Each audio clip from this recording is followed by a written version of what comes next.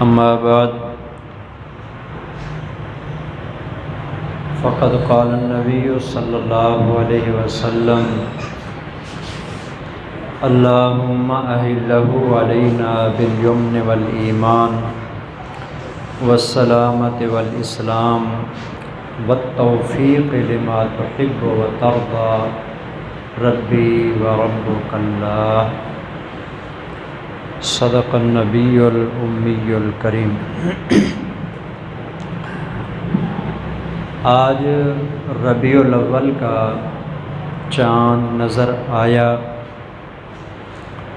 اس لیے مناسب یہ ہے جیسا کہ ہر مہینے کے آغاز میں ہم مہینے کے شروع ہونے کے موقع پر چاند دیکھ کر جو دعا نبی اکرم صلی اللہ علیہ وسلم مانگا کرتے تھے ہم بھی مانگتے ہیں، چنانچہ آج کے سبق میں ہم وہی دعا سیکھیں گے اور انشاءاللہ وہ میں آپ کو پڑھا بھی دوں گا، پڑھ بھی لیں گے۔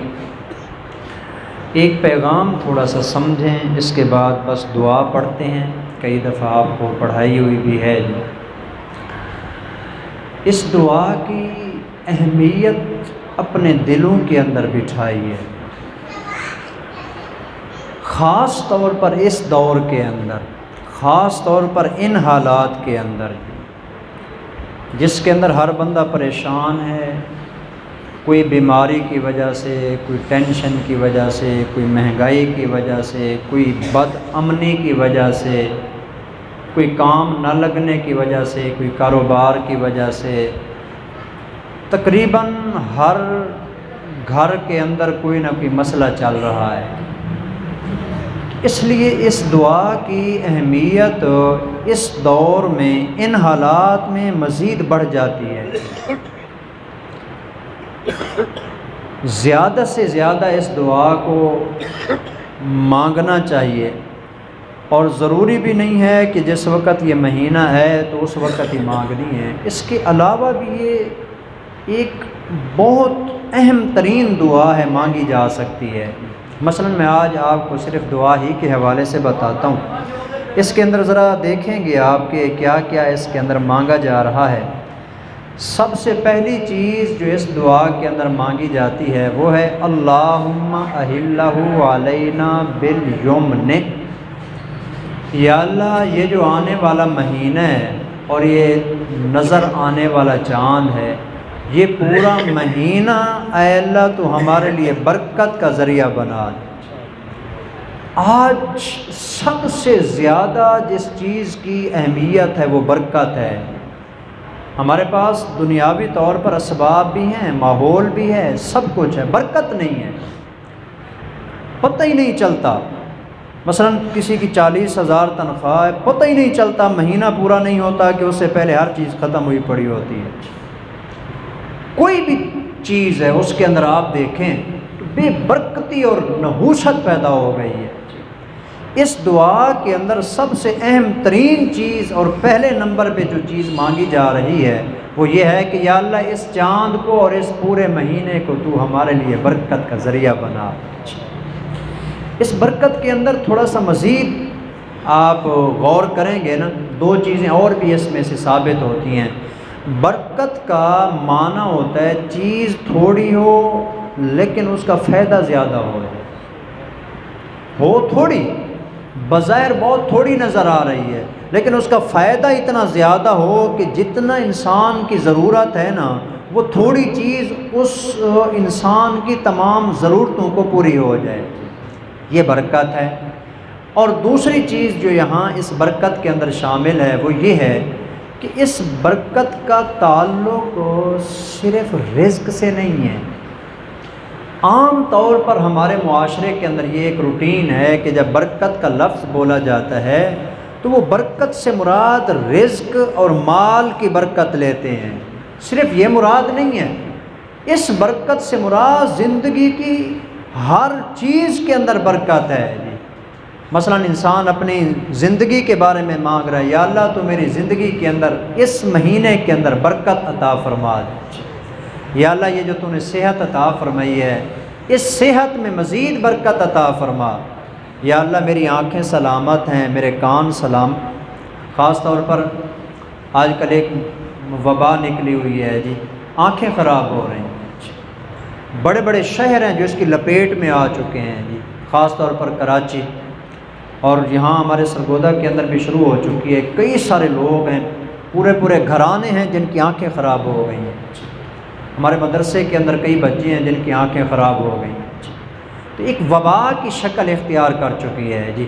تو لہٰذا ایک یہ بھی ہے کہ یا اللہ میری آنکھیں سلامت ہیں، برکت عطا فرمانا، ان کو یوں سلامت ہی رکھنا ہے، صحت ہے، رزق ہے، کاروبار ہے، اولاد ہے، ہر چیز کے اندر برکت آ جائے جی، پہلی چیز۔ نمبر 2 والایمان، یا اللہ اس آنے والے مہینے کو تو میرے لیے ایمان کا ذریعہ بنا دے۔ دیکھیں برکت ہو یا نہ ہو، زندگی ہو یا نہ ہو، ایک دن یہ مال بھی چھوٹنے والا ہے، اولاد بھی چھوٹنے والی ہے، بیوی بچے بھی چھوٹنے والے ہیں، یہ کاروبار، یہ مکان، یہ پلازے، یہ ملیں، یہ جتنے بھی بڑے بڑے دنیا کے اسباب ہمارے پاس ہیں، سب کچھ ختم ہونے والے ہیں، ایک نہ ایک دن ساری چیزیں چھوٹ جانے والی ہیں، یقینی بات ہے جی۔ قبر کے اندر ان میں سے کوئی چیز ساتھ نہیں جاتی، لیکن قبر کے اندر ایمان ساتھ جانا چاہیے۔ ایمان کے بغیر یہ قبر جہنم کا ایک گڑھا بن جاتی ہے، اور اگر ایمان کی سلامتی کے ساتھ بندہ قبر کے اندر چلا گیا تو اسی قبر کو اللہ انسان کے لیے جنت کا باغ بنا دیتا ہے۔ القبر روضۃ، یہ میں نہیں کہہ رہا، القبر روضۃ من ریاض الجنہ او حفرۃ من حفر النار، حضور کا فرمان ہے کہ یہ جو قبر ہے نا، یہ جنت کے باغوں میں سے ایک باغ ہے یا جہنم کے گڑھوں میں سے جہنم کا ایک گڑھ ہے۔ اس لیے اگر ایمان کی سلامتی کے ساتھ انسان چلا گیا سمجھے کامیاب ہو گئی ہے۔ تو ایمان کی سلامتی، خاص طور پر اس دور کے اندر ایمان کی سلامتی ہماری جان کی سلامتی سے زیادہ اہم ہے جی۔ جان چلی جائے تو چلی جائے، لیکن اللہ کرے ہمارا ایمان سلامت رہے۔ جان کی کیا بات ہے، آج نہیں کل، پرسوں ترسوں، 4 دن، ہفتہ، 2 ہفتے، مہینہ، 2 مہینے، سال، 2، ایک نہ ایک دن جان نے جانا تو ہے ہی صحیح جی۔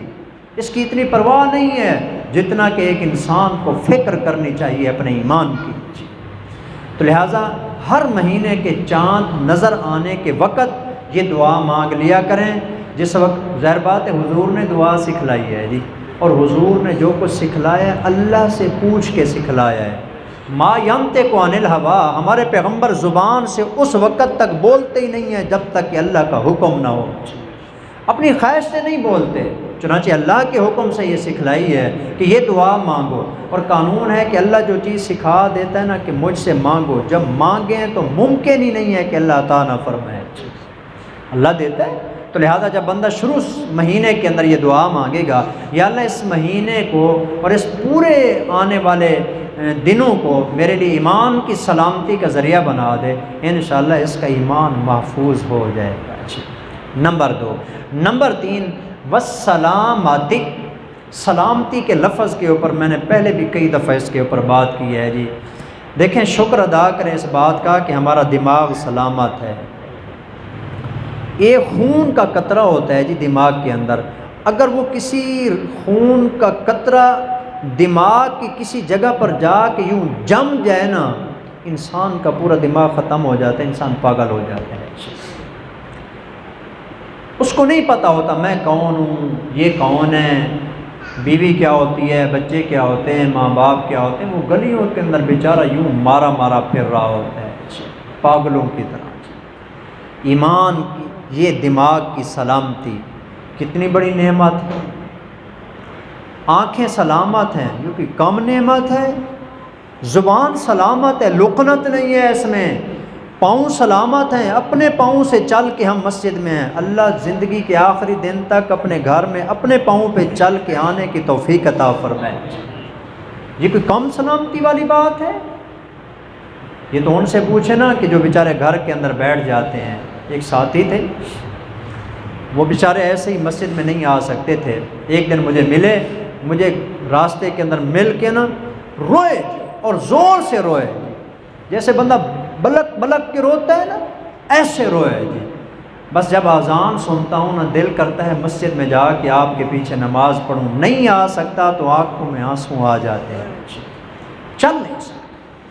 تو اللہ کی طرف سے کتنی بڑی سلامتی ہے کہ ہم اپنے پاؤں پہ چل کے آئے ہیں، پاؤں سلامت ہیں، ہاتھ سلامت ہیں، کان سلامت ہیں، یہ تمام اعضاء سلامت ہیں، بیوی بچے سلامت ہیں، مکان سلامت ہے۔ نہیں تو اللہ قدرت والی ذات ہے، کون کہہ دے زمین کو چیر کے پوری کالونی کو اندر دفن کر دے جی، کون ہے پوچھنے والا؟ اور اس کے سامنے کوئی اتنی زیادہ ٹائم بھی نہیں لگتا کہ پہلے پروگرام بنائے کیا کرنا ہے کیا نہیں کرنا، وہ تو کون کہہ دے ساتوں آسمانوں کو زمین کے اوپر گرا کے رکھ دے، وہ قدرت اور قوت والا ہے جی۔ اس نے یہ جو سلامتی عطا کی ہے نا، اس پہ اللہ کا شکر ادا کرنا چاہیے۔ شروع مہینے کے اندر چاند کو دیکھ کر جو حضور دعا مانگتے ہیں مانگ لینی چاہیے، والسلامت ہے، یا اللہ اس آنے والے مہینے کو تو ہمارے لیے سلامتی کا ذریعہ بنا دے۔ چوتھی چیز اس کے اندر مانگی جاتی ہے والاسلام، یا اللہ اس آنے والے مہینے کو تو ہمارے لیے اسلام کی سلامتی کا ذریعہ بنا دے۔ کہیں ایسا نہ ہو کہ ہمارا ایمان ختم ہو جائے، کہیں ایسا نہ ہو کہ بندہ سوئے صبح اٹھے، جیسے حدیث میں آتا ہے آخر دور کے اندر ایک بندہ سوئے گا صبح اٹھے گا، سوتے ہوئے مسلمان تھا، صبح اٹھے گا تو کافر ہو چکا ہوگا، پتہ ہی نہیں چلے گا۔ تو لہذا ایمان کی سلامتی اس کے اندر مانگی جاتی ہے۔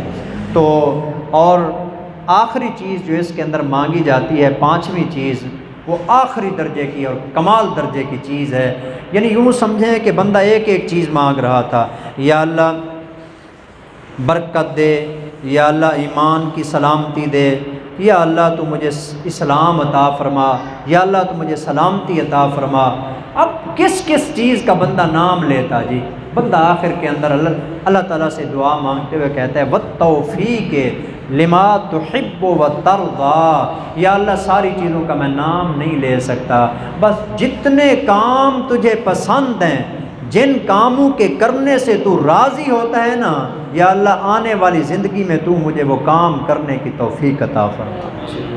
یہ کیسی کمال کی بات ہے، آخری جو بات ہے جی، یا اللہ مجھے اور اس کے اندر ایک بات اور بھی آ جاتی ہے، بعض اوقات انسان کو بھی نہیں پتہ ہوتا کہ کون سا کام میرے لیے ایسا ہے جس سے اللہ راضی ہوگا جی۔ بعض اوقات ایک چھوٹا سا کام ہوتا ہے جی، بندہ سمجھتا ہے کہ یہ تو کوئی کام ہی نہیں ہے، راستے میں جا رہا ہے، کوئی ٹہنی پڑی ہے، کوئی اینٹ پڑی ہے، کوئی پتھر پڑا ہے، کوئی کیل پڑا ہے، کوئی کانٹا پڑا ہے، خطرہ یہ ہے کہ کوئی بندہ گزرا تو اس کو چبھ جائے گا، کسی کو تکلیف ہوگی، کسی کی سواری پنچر ہو جائے گی، اس نے راستے سے اس کانٹے اور کیل کو ہٹا دیا، ہو سکتا ہے کہ اللہ اس کے اوپر زندگی کے گناہ بخش کے اس کے لیے جنت کا فیصلہ فرما۔ ایسا حدیث میں واقعہ ہے، کسی کتے کو پانی پلا دیا، اللہ اس کے اوپر بخش دیتا ہے۔ اس کے خزانے اتنے ہیں، آسمان کے ستارے اور آسمان و زمین مل کے بھی اس کے خزانوں کا مقابلہ نہیں کر سکتے، بہت بڑے خزانوں کا مالک ہے۔ تو اس لیے وہ جب دینا چاہے تو کوئی پتہ ہی نہیں چلتا۔ ہم نہیں جانتے کون سا کام ہمارے لیے ہو سکتا ہے کہ اللہ کی رضا کا ذریعہ بن جائے، تو بندہ آخر میں اللہ تعالیٰ سے کہتا ہے یا اللہ وہ سارے کے سارے کام جن کے کرنے سے تو راضی ہوتا ہے نا، اور جو کام تجھے اچھے لگتے ہیں، یا اللہ آنے والی زندگی میں نا تو مجھے وہ سارے کے سارے کام کرنے کی توفیق عطا فرما۔ یہ کیسی کمال کی بات ہے۔ تو بہرحال جی آج چونکہ یکم ربیع الاول ہے جی، لوگوں نے تو اس کے اندر مختلف باتیں موبائل کے اوپر شیئر کی ہوں گی، بھیجی ہوں گی کہ جس نے ربیع الاول کے آنے کی خوشخبری دی نا، کسی کو پہلے بتایا کہ ربیع الاول کا مہینہ شروع ہو گیا، اس کے لیے جنت واجب ہو گئی ہے۔ نہیں میرے بھائی، صرف ربیع الاول کا بتانے سے جنت واجب نہیں ہوتی، ربیع الاول میں آنے والے محمد کی سیرت پر عمل کرنے سے جنت واجب ہوتی ہے۔ صرف ربیع الاول کا بتانے سے کیا ہے جی، یہ تو ایک سیکنڈ کے اندر بندہ بتا دے۔ اگر صرف اتنا ہوتا تو صحابہ کو اتنی ساری محنتیں کرنے کی کیا ضرورت ہے؟ ساری زندگی انہوں نے ربیع الاول کو نہیں منایا، ربیع الاول میں آنے والے محمد کو منایا ہے صلی اللہ علیہ وسلم، ان کو راضی کیا ہے جی۔ وہ راضی ہوئے، اللہ راضی ہو گیا، اللہ راضی ہو گیا تو کہتے نہیں ہیں رب راضی تے سارا جگ راضی، ہر شے راضی ہو جاتی ہے، اس لیے اس کو منانا چاہیے اور اس کو راضی کرنا چاہیے۔ پڑھیں گے اس کو جی، جن ساتھیوں نے مغرب کے وقت پڑھ لی ہے وہ بھی ایک دفعہ دہرا لیں جی، جنہوں نے نہیں پڑھی تو نیت کر کے پڑھیں گے جی کہ آج یکم ربیع الاول ہے اور آپ علیہ السلام کی سنت بھی ہے، اور اس میں یہ 5 چیزیں جو ابھی ہم نے پڑھی ہیں یہ بھی انشاءاللہ ہمیں نصیب ہوں گی، تو انشاءاللہ اسی نیت کے ساتھ پڑھیں گے تو ڈبل ثواب ہوگا۔ اللہم اہلہ علینا بالیمن والایمان والسلامۃ والاسلام والتوفیق لما تحب وترضى ربی وربک اللہ۔ یہ آخری جملہ ہے جی جو میں نے لکھا نہیں ہے لیکن اس کے ساتھ ہے صحیح جی، ربی وربک اللہ۔ بندہ چاند کی طرف متوجہ ہو کے کہتا ہے اے چاند تیرا رب بھی اللہ ہے اور میرا رب بھی اللہ ہے۔ اللہ عمل کی توفیق عطا فرمائے۔ وما علینا